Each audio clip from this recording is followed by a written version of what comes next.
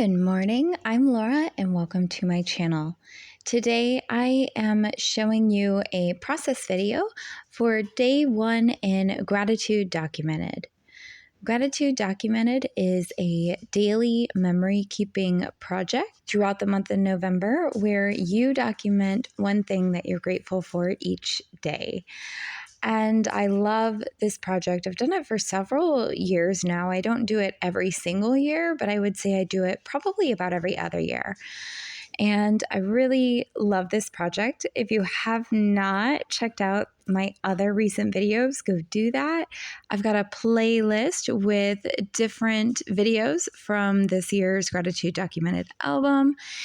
I created a mixed media background with lots of layers of painting, and I really loved that. That's the background that I'm working on today, is that painted background. But you can also see underneath of the pages that I am using for today, there are some gorgeous patterned papers. And you can see those in the video that I created when I made a kit for my Gratitude Documented. I pulled lots of pretty patterned papers there and I cut some of them up with the mixed media paper that I created and created pages for this album. So I'm just going through here. I printed off photos for my first few days of Gratitude Documented, and I'm trying to figure out which specific photos I want to use for day 1. And I end up going with these 3 photos that you can see on my pages right now. The first photo is my garden harvest. It was the beginning of November 1st, and I was lucky enough to get a full garden harvest. I had lots of carrot top greens. I had lots of tomatoes and raspberries. I also had some fresh cut flowers from the garden, and I pulled up all my dahlia tubers to save for next year. So you can see that tiny little photograph there where I've got my basket full of my garden harvest. And then on the other page, I am showing what I did that day with part of my garden harvest.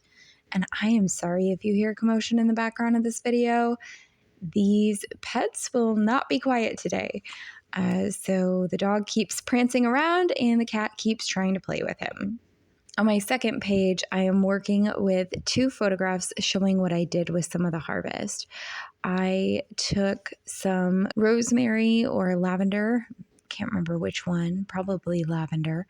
And I also had some gorgeous chrysanthemums there. I cut those and I put them in a bath. I had a gorgeous bath full of fresh cut flowers and I really loved that. It was so feminine and girly and really obsessed with that. I love all that homesteading type of stuff where you can go out to the garden and grab something and make it for dinner or add it to a thing that you're making, like a body scrub. I really love that kind of like DIY and slow living type of thing. Excuse me, Miss Kitty Cat. She's like right on my keyboard right now. I know. I am trying to record a video here and you just paused it. I don't know where we left off. All right.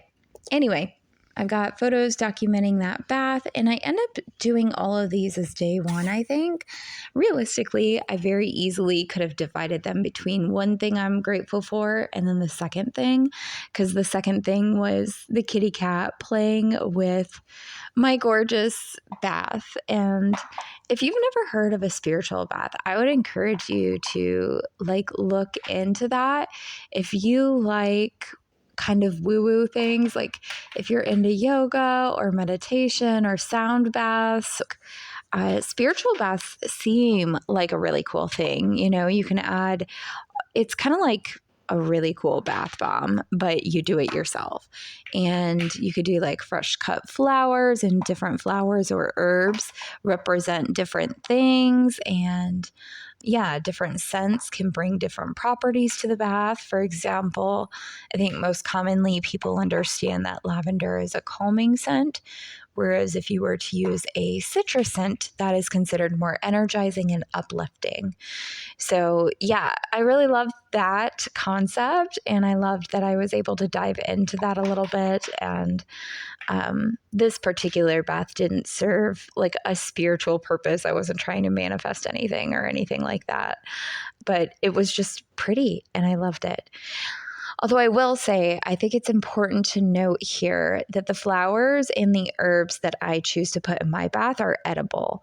So I know they're not going to cause any type of skin reaction on me because they're actually edible. I could eat them and put them in my body if I wanted to.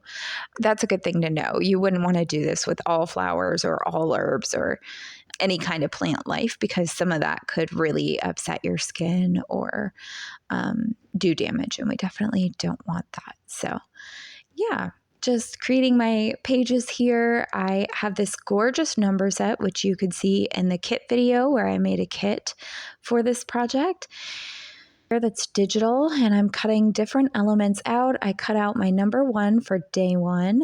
The ink was not doing well on my printer when I printed that out, and so I went over the number 1 with a black marker. That way the number popped a little bit more. And now I am adding this gorgeous little banner there that was also part of that set. And it says, "So very thankful." And both the number and that "So very thankful" banner are from a gratitude documented digital set from Illustrative Faith. So Illustrative Faith actually comes out with a printable each year that has the prompts for their gratitude documented. So each day you're meant to like write or journal or document that one thing that they prompt you to that you're grateful for.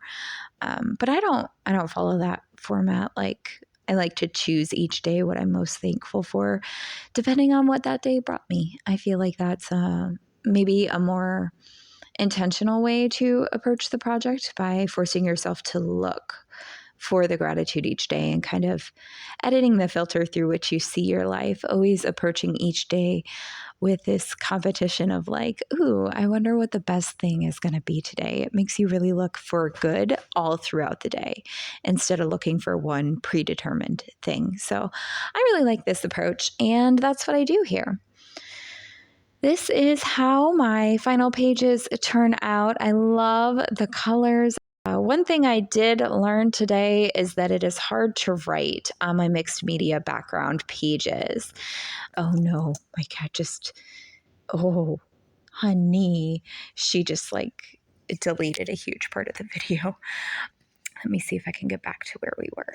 And then I finished off my pages with this gorgeous rose gold Nuvo drops, and it was my first time using them. There is a bit of a learning curve. They don't always come out in a perfect like dot or circle.